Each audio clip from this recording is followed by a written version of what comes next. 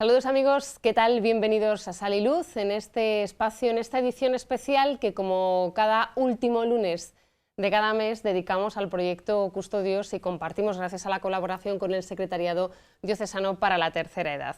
En este programa, un programa muy variado en el que cada mes descubrimos la riqueza, la gran riqueza que suponen nuestros mayores, no solo para la Iglesia, sino para la sociedad en general. Y hoy es así que vamos a conocer a Conchi, una de nuestras invitadas, que nos va a hablar de los diferentes voluntariados que ella ejerce a sus 78 años. Y en el tema de formación, pues vamos a tratar el tema de la viudedad y los problemas y las consecuencias, la necesidad que tiene ese momento, esa etapa de la vida de cualquier persona, de un buen discernimiento. Hablaremos de todo esto con Luciano Soto un poco más adelante, porque ahora vamos a comenzar, y lo hacemos como siempre hacemos en estos programas, hablando de los santos. Y en este caso, como estamos en el mes de marzo, el santo que nos proponen, como se pueden imaginar, es San José.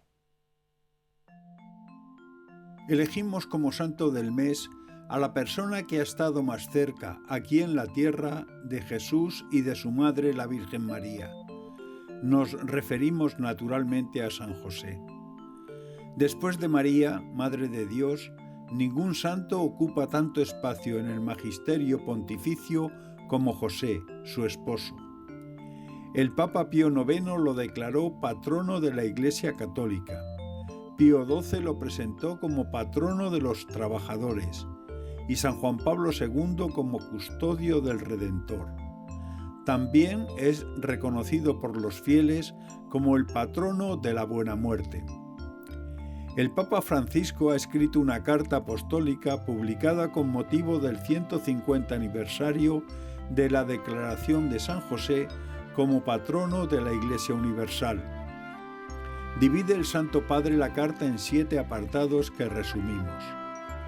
Padre amado, la grandeza de San José consiste en el hecho de que fue el esposo de María y el padre de Jesús. Por su papel en la historia de la salvación, San José es un padre que siempre ha sido amado por el pueblo cristiano, como lo demuestra el hecho de que se le han dedicado numerosas iglesias en todo el mundo. Padre en la ternura. José vio a Jesús progresar día tras día en sabiduría, en estatura y en gracia ante Dios y los hombres. Él le enseñó a caminar y lo tomaba en sus brazos. Era para él como el padre que alza a un niño hasta sus mejillas y se inclina hacia él para darle de comer. Jesús vio la ternura de Dios en José. También, a través de la angustia de José, pasa la voluntad de Dios, su historia y su proyecto.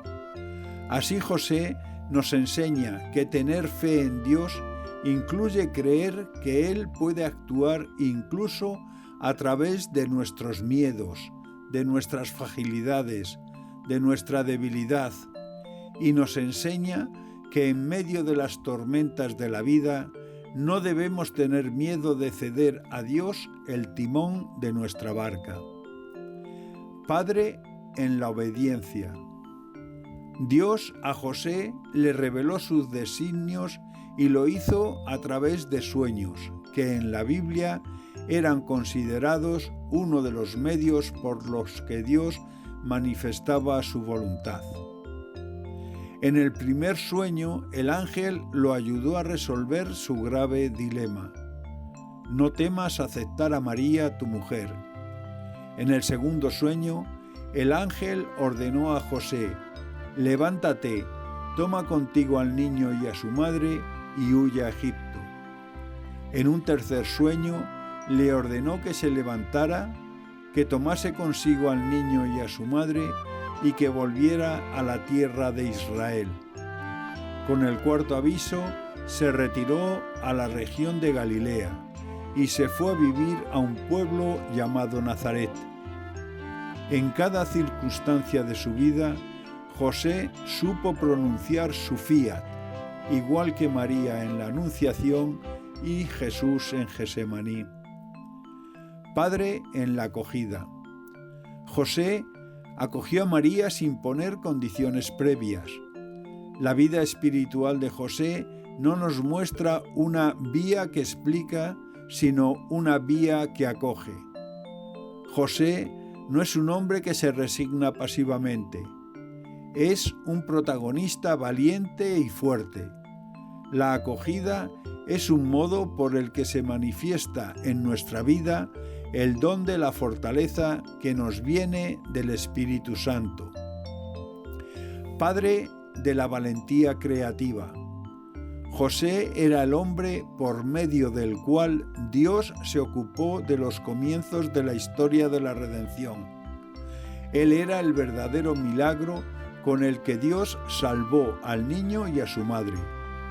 Al final de cada relato en el que José es el protagonista, el Evangelio señala que él se levantó, tomó al niño y a su madre e hizo lo que Dios le había mandado.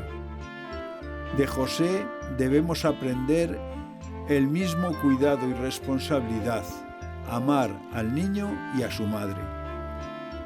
Padre trabajador. Un aspecto que caracteriza a San José es su relación con el trabajo. San José era un carpintero que trabajaba honestamente para asegurar el sustento de su familia. De él, Jesús aprendió el valor, la dignidad y la alegría de lo que significa comer el pan, que es fruto del propio trabajo. Padre en la sombra.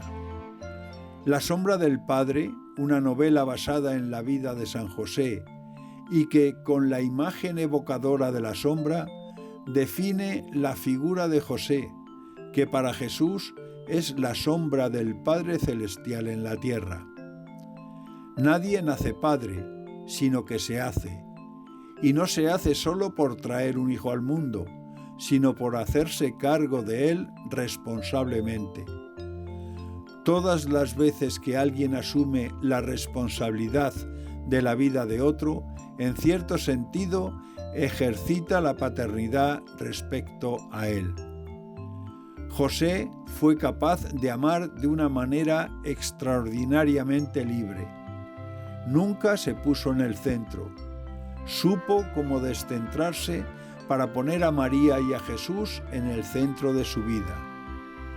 José siempre supo que el niño no era suyo, sino simplemente había sido confiado a su cuidado como sombra del único Padre Celestial que hace salir el sol sobre malos y buenos y manda la lluvia sobre justos e injustos.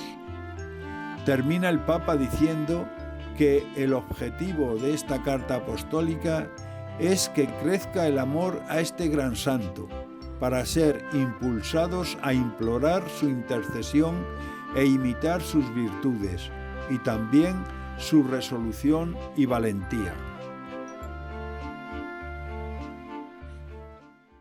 Bueno, y nosotros continuamos con el programa ahora para hablar dentro de ese espacio dedicado a la formación sobre la viudedad y la necesidad de la fe cuando una persona se queda viudo o se queda viuda. En este caso vamos a compartir este espacio dedicado a la formación, como les decía, con Luciano Soto, que está al otro lado de la pantalla. Luciano, ¿qué tal? Bienvenido.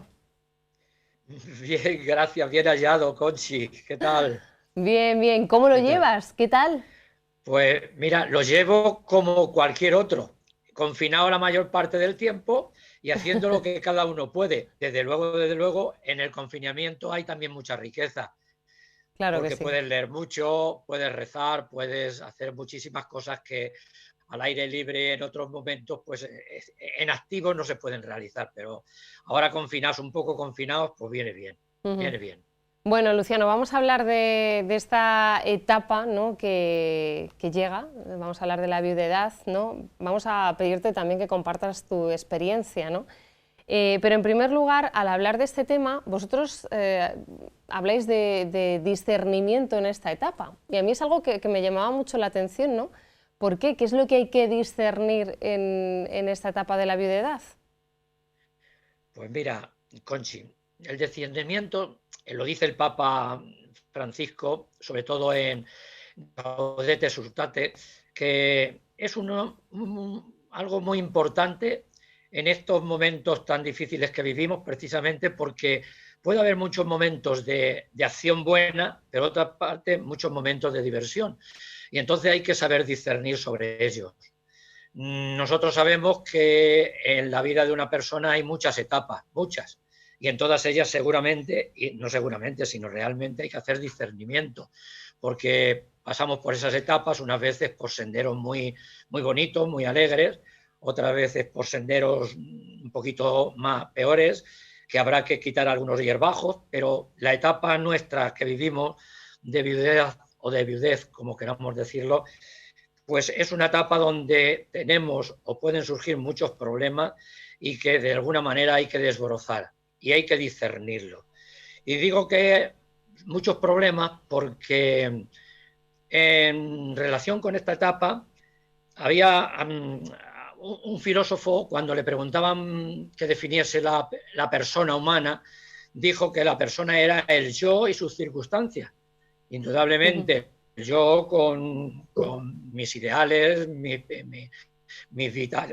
vivencias, mis valores, mis experiencias, también las circunstancias donde estemos, en el matrimonio, en el trabajo, en la profesión, etcétera.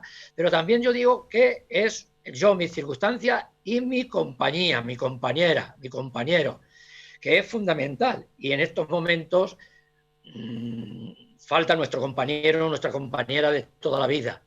La antropología cristiana te habla de que en el matrimonio somos dos en uno, dos en una misma carne, y vivimos multitud de proyectos familiares, de educación de hijos, de experiencias, alegres, tristes, superables, etcétera. Pero sin embargo, en estos momentos en el que falta uno de ellos, pues llegas a la conclusión de que te falta media vida. Y son muchos los problemas que pueden suceder y que puedes tener, y precisamente por eso hay que discernir para ver lo que tenemos de acción buena y lo que tenemos también precisamente de distracción, que puede haber mucha distracción y además mucha problemática, y hay que discernirla. Sí. Además vosotros habláis, enumeráis, digamos, como una serie de etapas, ¿no?, por las que se pasa en esta fase de la viudedad, ¿no? Por ejemplo, aludís al aturdimiento en un principio, después a la negación, dificultad para asumirlo, profunda tristeza, organización y desorganización. Háblame detenidamente de todas estas fases, que no sé si tú también has compartido, ¿no? Desde luego, te lo explico desde mi experiencia. Vives un primer momento de mucho aturdimiento porque parece que estás en una nube. Cuando ves que ha desaparecido tu compañera, tu cónyuge de toda la vida, pues llega un momento en que no sabes por dónde ir y cómo caminar y qué hacer. Estás como viviendo en una supernube que dices, no sé de qué me habláis muchas veces. Si es un fallecimiento rápido, repentino, pues lo sientes mucho, pero también, como en mi caso, un fallecimiento donde ha habido una enfermedad muy dolorosa, de muchos años, con mucha tristeza, mucho dolor, mucho acompañamiento por parte de los dos. Mucha atención, muchos cuidados, ¿no? Muchos cuidados y mucha atención, pues entonces llega ese momento y que no te lo esperas nunca. La muerte de tu mujer o de tu marido no te lo esperas nunca. Yo no me lo esperaba nunca. Y ese momento es extraordinariamente de mucho dolor y de mucha tristeza. Por eso es de mucho aturdimiento, indudablemente. Pero también es ese aturdimiento que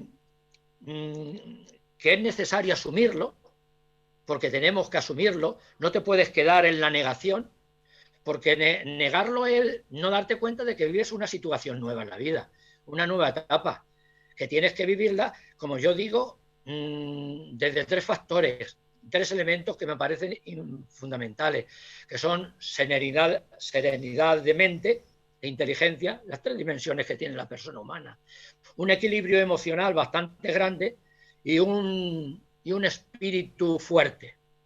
Las 3 cosas creo que son fundamentales para asumir la tristeza de este momento y no quedarte en ella, porque si te quedas en la tristeza y en el dolor, pues te vas a crear un gran problema, sin darte cuenta que tienes que superarlo por bien de tus seres más queridos, que son tus hijos, o tus padres si los tienes, de tus hermanos, tus hermanas, de tus amigos, de tu comunidad de base eclesial, de mucha gente que espera de ti que superes toda esta fase traumática, que suele ser traumática.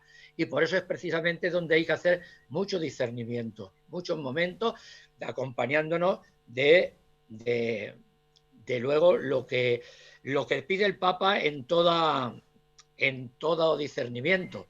Reconocer tu situación, fundamental reconocerlo, para luego interpretarlo.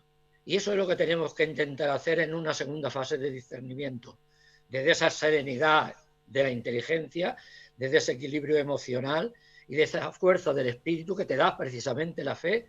Tenemos que darnos cuenta de que hay que superarlo y hay que empezar a vivir una nueva situación muy, muy difícil porque te quedas solo. La soledad es increíble.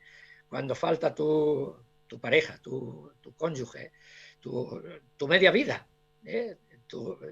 pues el dolor es inmenso y no sabes cómo entenderlo, pero te tienes que de alguna manera superar por el bien de todas las personas que están acompañándote y que están pidiendo además que superes esa situación. Cuando hablas, Luciano, de lo que pide el Papa, ¿no?, de ese primer reconocimiento, de esa primera etapa, ¿no? Aquí tenemos que establecer el ver, juzgar y actuar, ¿no? Del que tantas veces hemos hablado tú y yo en los programas.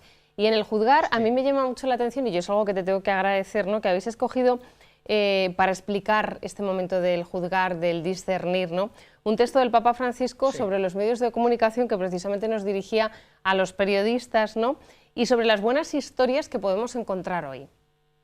Indudablemente, es un texto que a mí particularmente me encanta. Me encanta porque la vida de cualquier persona es una historia. Y en esa historia hay momentos muy felices y hay momentos también desagradables y momentos de inquietud, de intranquilidad. Y el darte cuenta de que tu vida es una historia, te das cuenta también que necesitas contarla y también necesitas tomar otras historias referenciales, porque también hay muchas historias referenciales. El Papa lo dice con unas palabras que yo, desde luego, con una pedagogía y una sencillez extraordinaria que es muy difícil imitar, pero que lo dice de maravilla.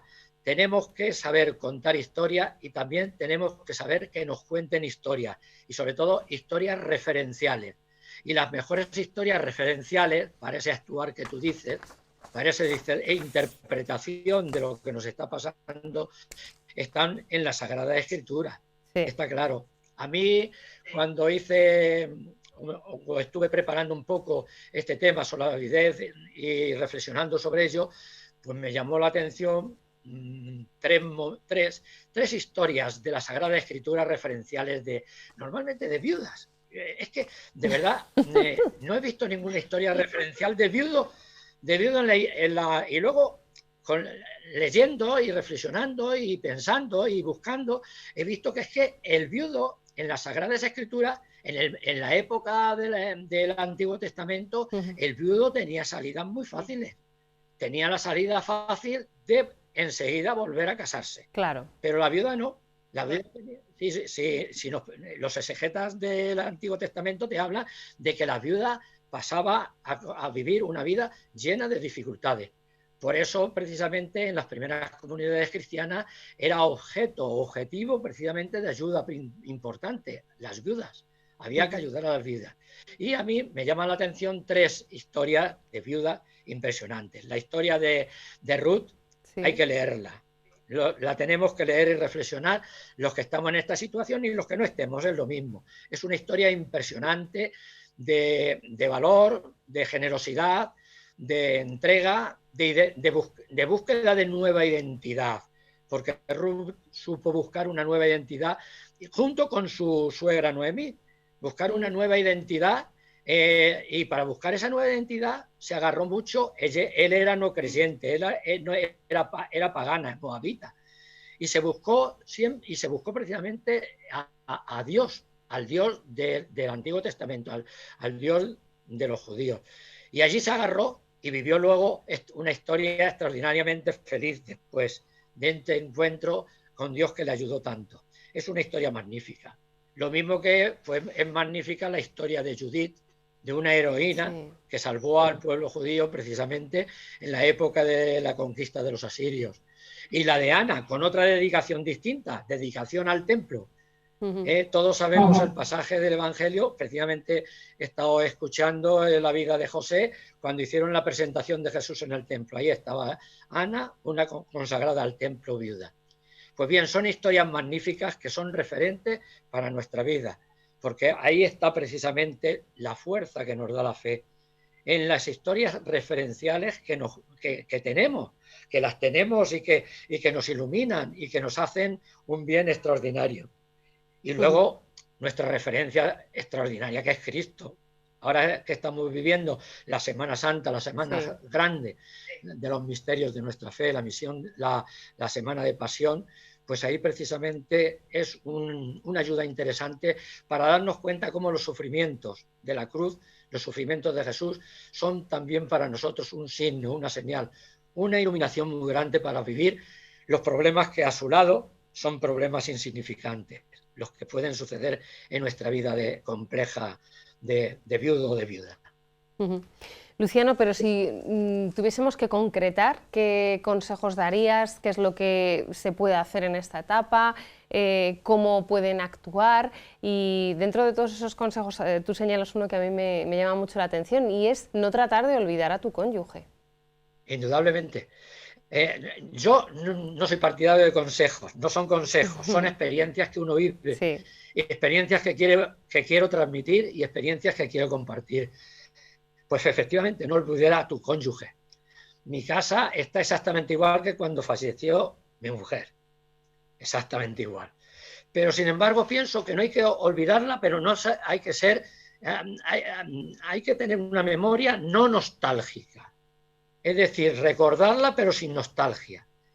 Sin nostalgia quiere decir que sin tristeza, sabiendo que ella te acompaña continuamente, sabiendo que ella está contigo en todo tu acontecer y en todos tus momentos.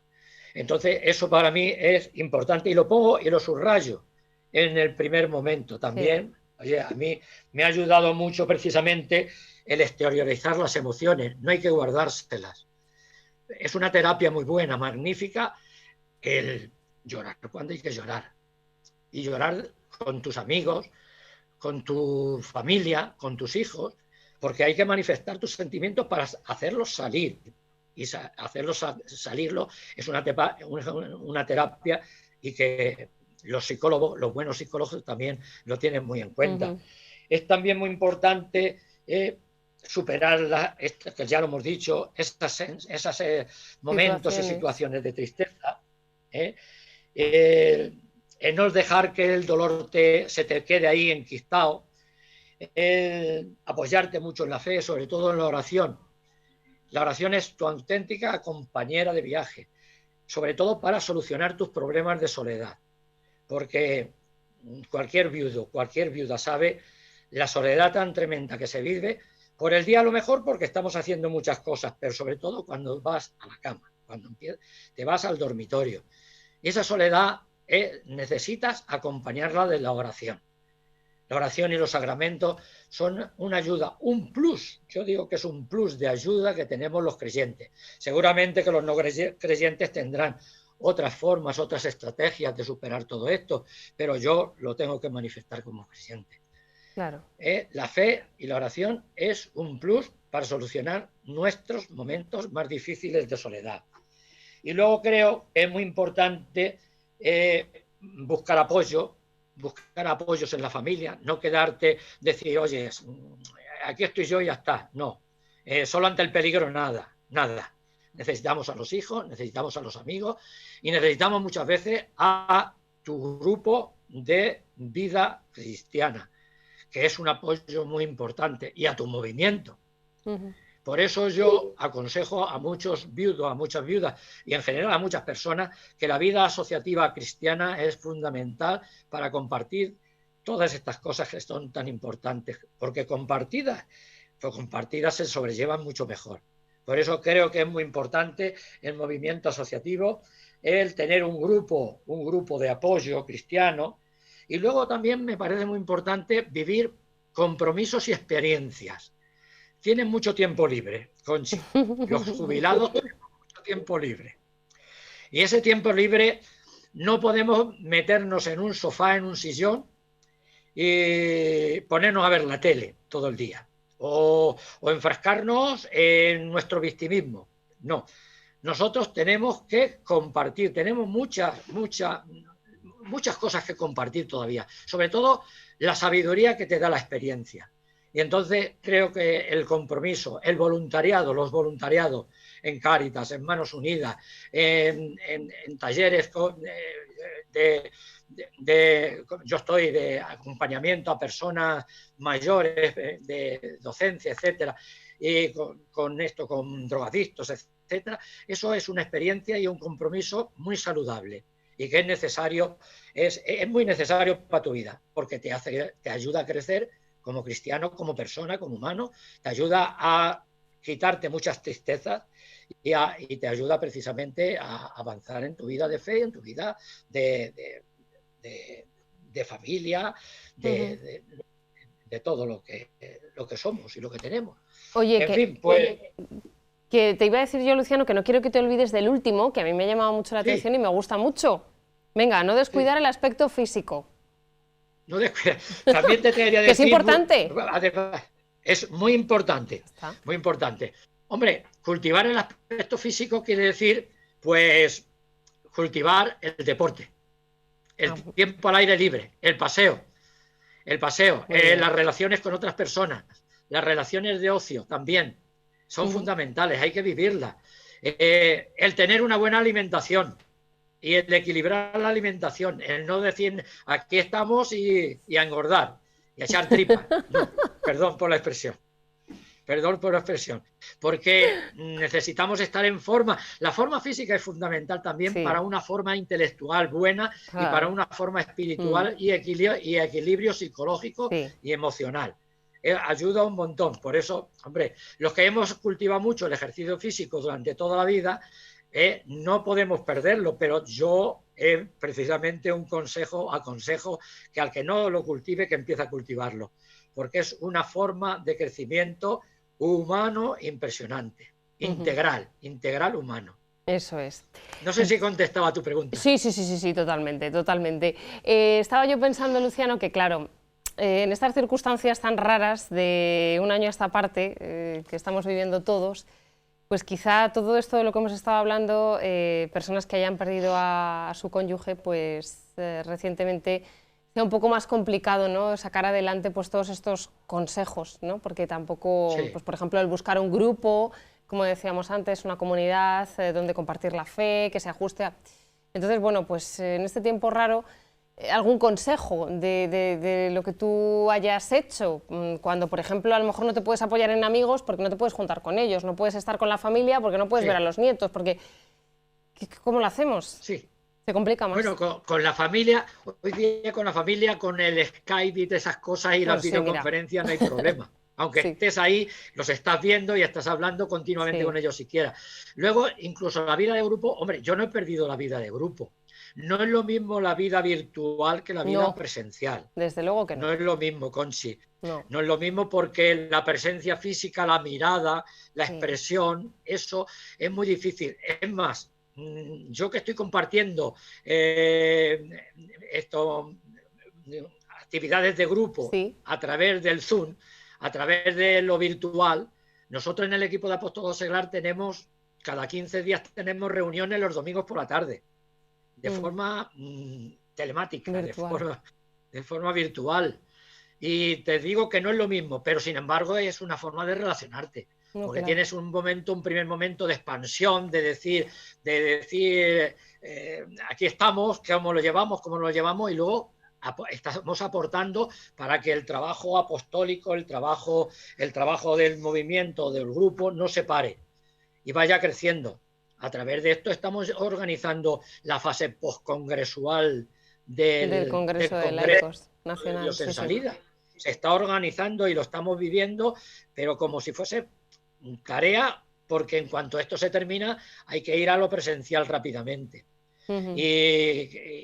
Y claro, no, yo con mi grupo de movimiento tengo reuniones también, cada 2 por 3. Hemos tenido reuniones para programar el curso, para evaluar el curso, revisarlo, para ver qué podemos hacer en el movimiento rural para el Día del Mundo Rural, qué podemos hacer, qué difícil está esto, pero bueno, pero lo estamos intentando a ver qué se puede hacer. Pero bueno, otras personas que no tienen a lo mejor este medio, este instrumento tan importante de tener un grupo ya hecho y formado, pues creo que lo pueden pasar regular, pero que de alguna manera hay que buscar estrategias para salir. No nos podemos hacer una introspección y quedarnos dentro de nosotros. Hay que salir. Hay que buscarse fórmulas, llamarnos por teléfono los amigos, y incluso yo pienso que también al aire libre, que dicen que no es tan complicado la transmisión del virus, al aire libre podemos dar algún paseo. Yo estoy conectado con algunos amigos de pueblo que se van tranquilamente en los pueblos a dar sus paseos. Claro que sí. A dar sus paseos. Ahí estamos. Bueno, Luciano, pues muchísimas gracias. No por compartir esas ideas teóricas, ¿no? Hemos dicho que antes este es el espacio de la formación, sino pues por compartir todo lo que sale del corazón, porque esto parte de la propia experiencia, ¿verdad que sí? Desde que Luciano se quedó viudo. Y todas estas ideas pues salen de la vida y del corazón, ¿no?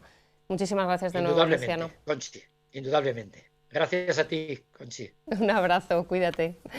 Bueno, y nosotros vamos a continuar y ahora les propongo que nos vayamos a la cocina para saborear uno de los platos más típicos de la Cuaresma. Vamos a descubrir el secreto de las torrijas.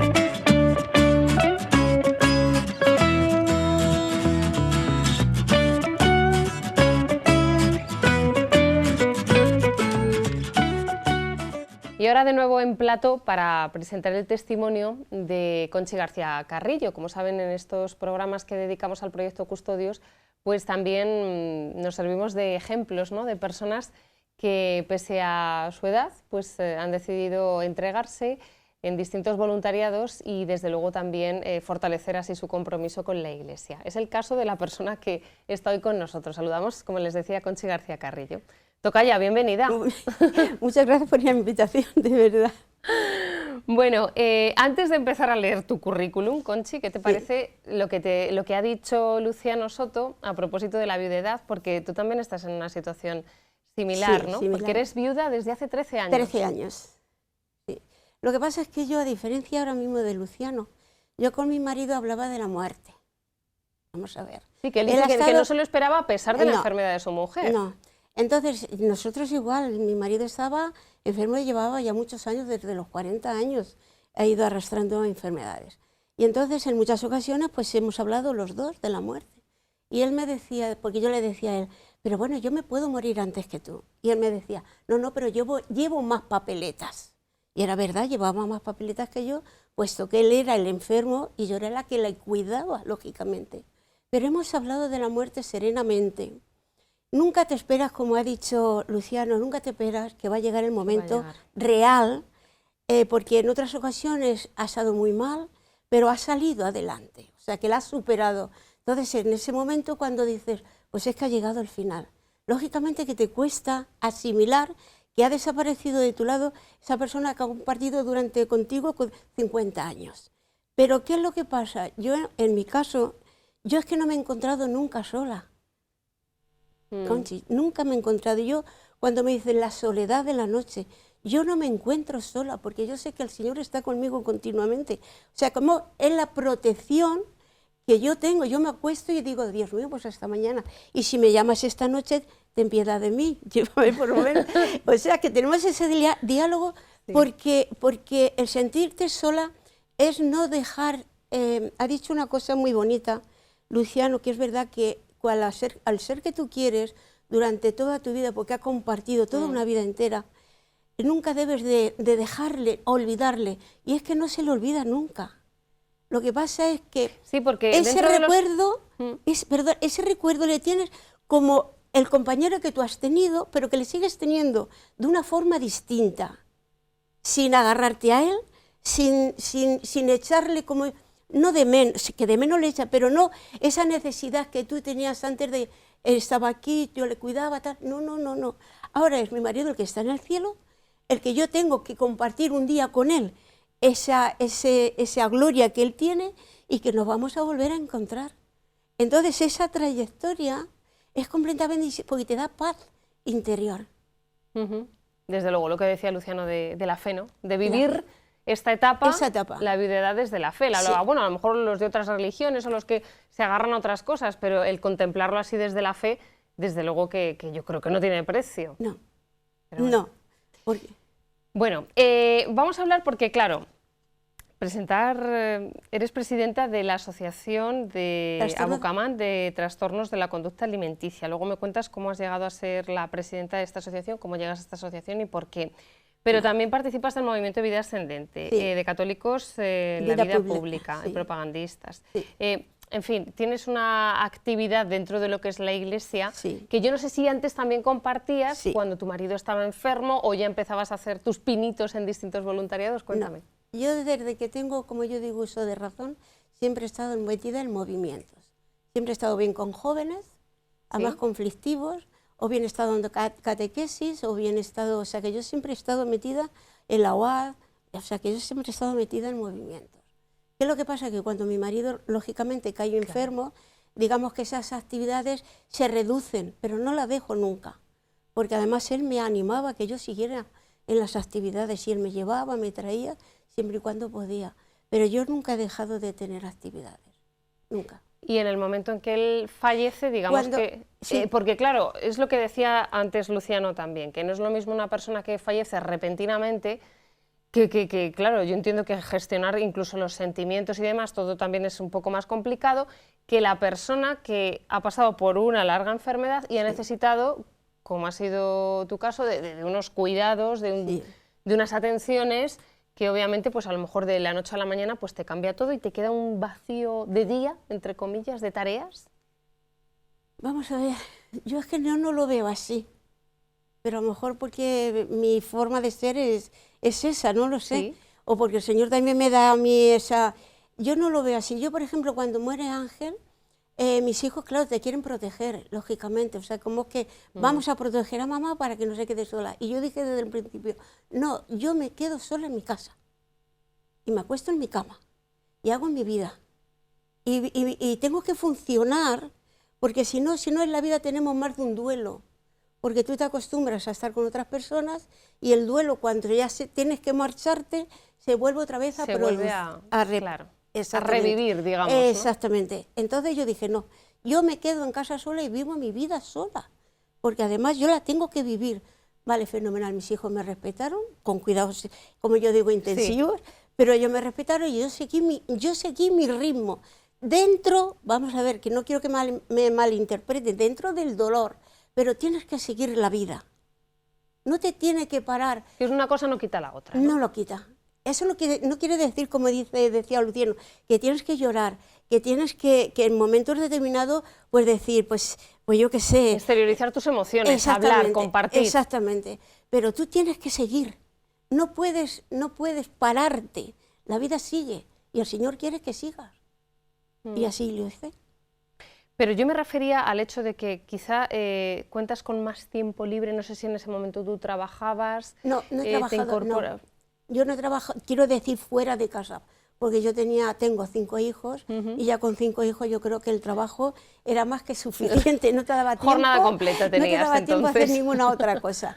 Pero yo, lo que eso no me ha roto el ritmo, no me rompió el ritmo.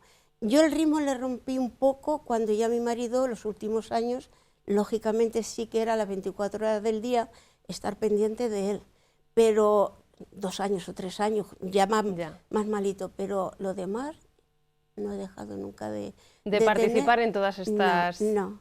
Bueno, ¿y presidenta de Abucamán? ¿Por qué? Pues mira, porque yo tengo una hija que empezó con trastorno de la conducta alimentaria, con anorexia, y eso te llevó pues a que entonces en aquella época no tenías conocimientos de lo que era un trastorno de la conducta alimentaria, porque ahora ya se habla más y ya sabes un poco qué es un trastorno alimentario, lo que es anorexia, bulimia y todo lo que conlleva, pero en aquella época no. Entonces era mandarte de un médico a otro y entonces decir, pues, a ver qué es lo que hacemos, porque entonces si tu hija se muere, algo tendremos que hacer con ello. Y en ese momento una doctora me dijo, pues tiene anorexia. Y entonces su hija la detectaron un cáncer y de tiroides y dijo, pero de eso no se va a morir. Así como muy, además es genial. Dice, pero tiene algo peor, que es un trastorno alimentario, que es anorexia, que sí se puede quedar en una silla de ruedas o se puede... Y entonces eso te hace de moverte para ver qué es lo que puedes hacer, dónde tienes que ir, dónde tienes que moverte. Y a partir de ahí, pues entonces vinieron otras personas que tampoco sabían lo que era el trastorno de la conducta alimentaria, entonces nos empezamos a mover hasta hacer la asociación. O sea, que fundasteis la asociación aquí en Toledo. Claro, llevamos ya 18 años con la asociación del trastorno de la conducta alimentaria, porque somos de Castilla-La Mancha.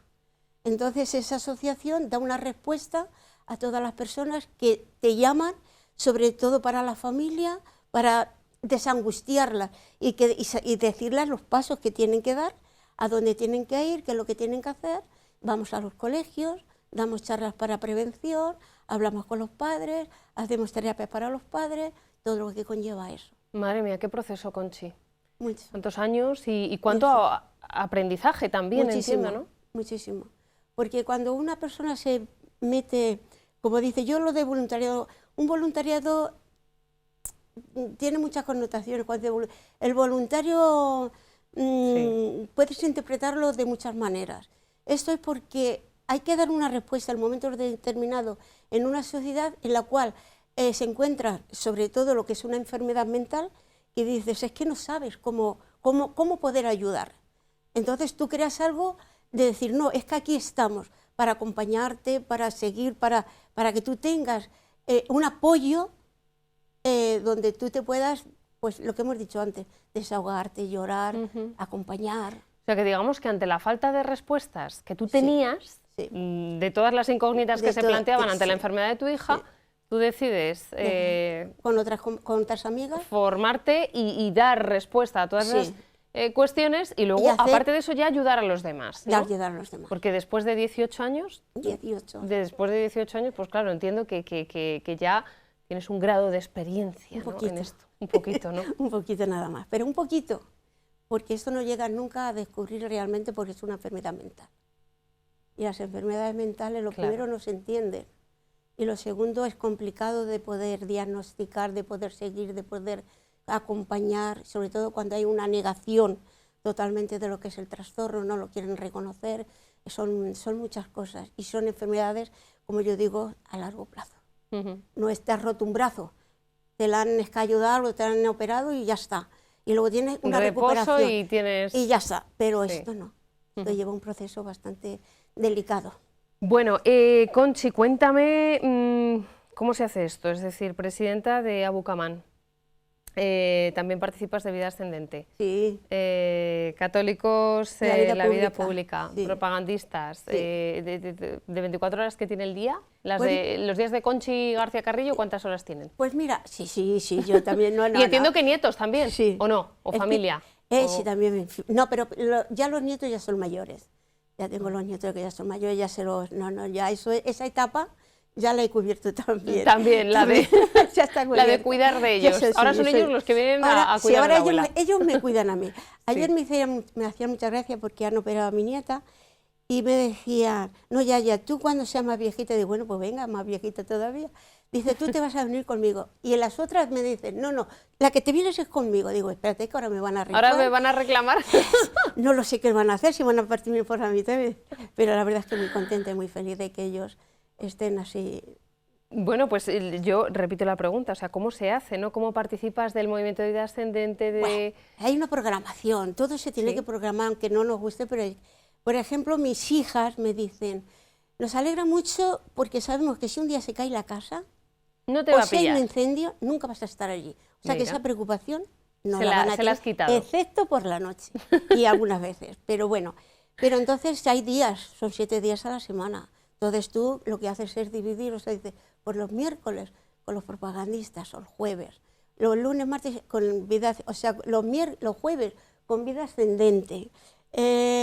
Los demás de los días por la mañana, pues lo que es la Asociación del Trastorno de la Conducta Alimentaria. O sea, que tú te compaginas las horas y los días.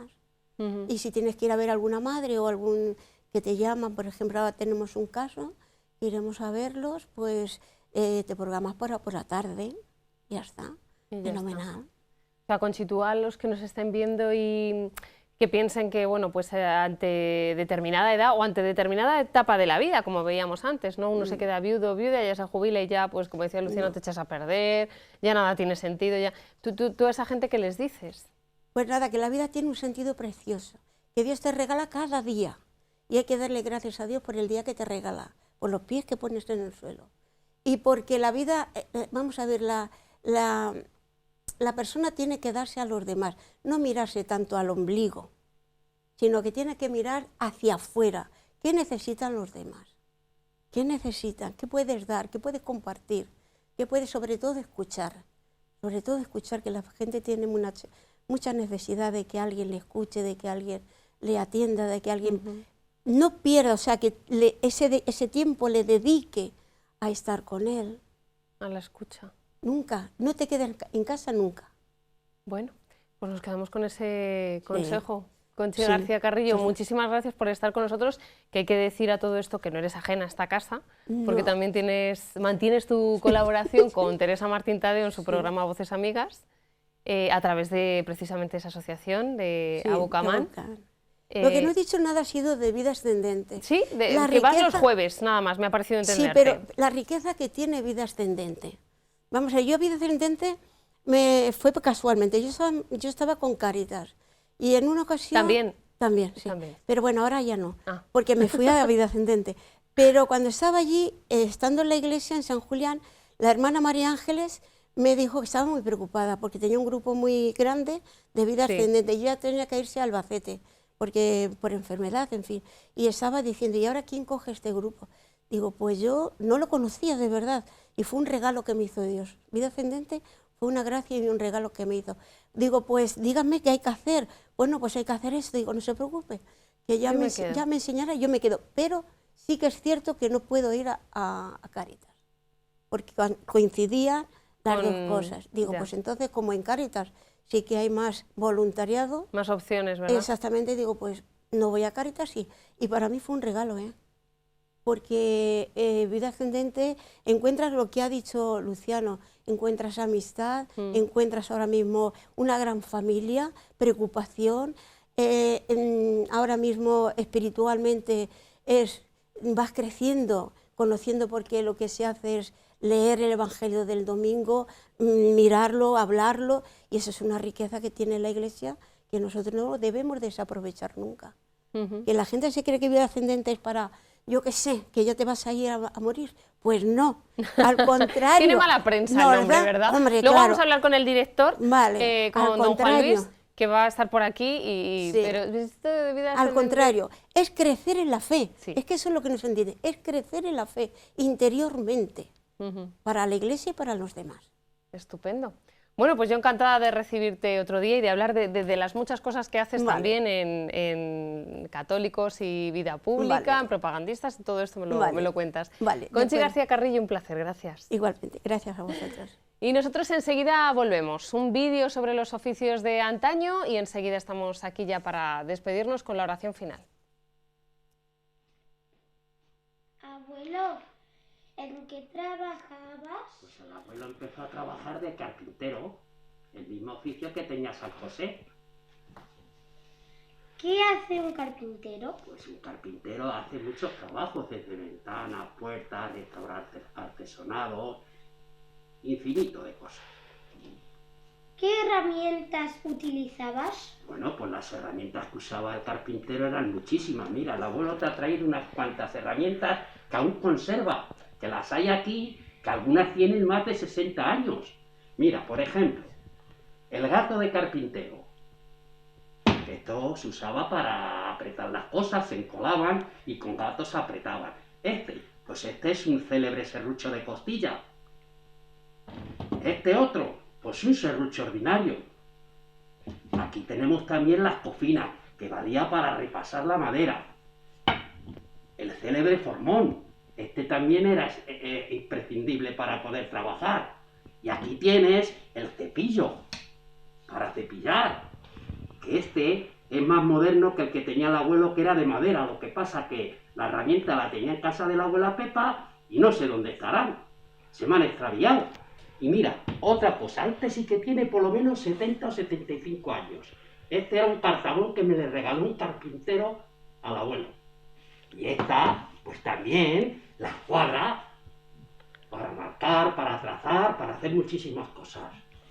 Así que fíjate, más otras muchas herramientas que faltan, como la galopa, la suela, que era para fuelar, en fin, infinidad de herramientas. Tenía la sierra de carpintero, que era una sierra grande de madera, con una cuchilla que tenía, y entre dos personas cortaban, en fin, muchas herramientas.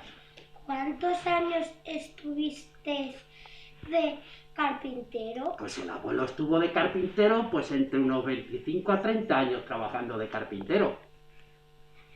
¿Para quién trabajabas? Pues el abuelo empezó a trabajar de aprendiz en un taller hasta que lo dejó. ¿Qué trabajo te gustó más? Pues sobre todo el trabajo que más me gustó fue trabajar en la catedral. ¿Qué hiciste en la catedral? Bueno, en la catedral se hacían muchas cosas y el abuelo estuvo mucho tiempo. Mira, de primero colocábamos los toldos para el corpus, colocábamos los tapices, sacábamos la custodia de la catedral. Y te voy a contar una anécdota al abuelo que le pasó en la catedral.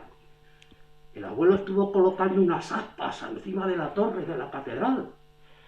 Son grandísimas, tienen 5 o 6 metros de larga y además están forradas de plomo. Son de madera y están forradas de plomo. Para cuando llueve, que el agua escurra y la madera no se estropee. Pero la anécdota que te cuenta el abuelo es que el abuelo la primera vez que subió arriba, que esto está altísimo, y no hay nada, entonces no se usaban cuerdas para sujetarte ni nada más que hay una meseta todo alrededor de la catedral de la torre y ahí nos sentábamos y con unas cuerdas atábamos las aspas, las poníamos que se colgasen y luego las metíamos en una acopladura que tenía y se ataludaban. ¿Cuánto tiempo estuviste? En la catedral, pues a la catedral estuvimos muchos años, porque también como teníamos que ir para la fiesta del Corpus Christi en Toledo, se sacaban los toldos y los tapices y luego interiormente hacíamos muchos trabajos. ¿Había muchos carpinteros en aquella época? Pues sí, en Toledo había muchos carpinteros, muchísimos, porque además estoy seguro que en aquella época habría aproximadamente unos 25 o 30 talleres. ¿Por qué cambiaste de trabajo? Bueno, pues el cambiar de trabajo era porque de carpintero se trabajaba jornada continua, tú ibas por la mañana y ibas por la tarde. Entonces el abuelo se enteró de una empresa en Toledo y escogió porque era jornada intensiva y me cambié por eso, para poder estar más tiempo con mi familia.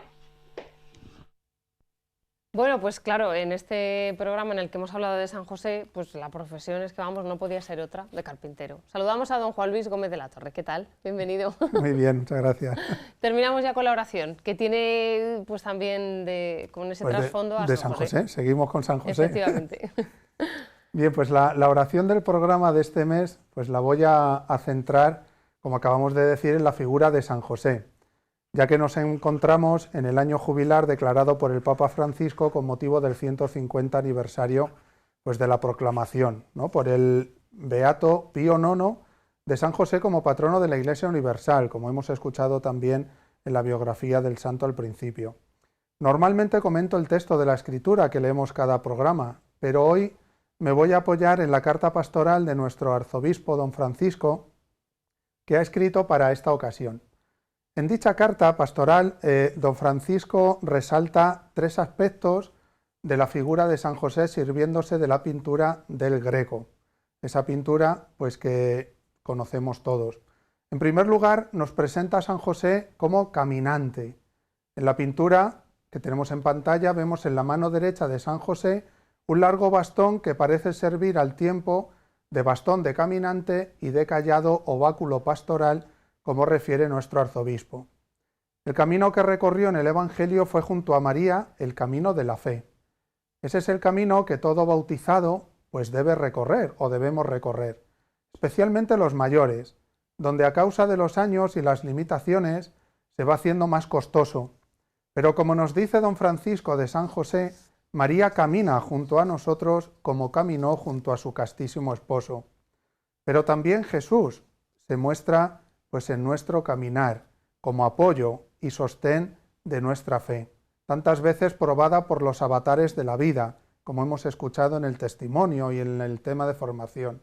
Nos dice el Salmo: aunque camine por cañadas oscuras, nada temo, porque tú vas conmigo, tu vara y tu cayado me sosiegan. En segundo lugar, nos presenta nuestro arzobispo a San José como protector y guía. Y cito textualmente a don Francisco. Vemos en el cuadro cómo el santo patriarca, al invocar su extremo superior, nos señala la doble dirección material y espiritual que, en virtud de sus excepcionales méritos, presta al niño que se arrebuja en su cuerpo de padre bondadoso, buscando y reconociendo su protección.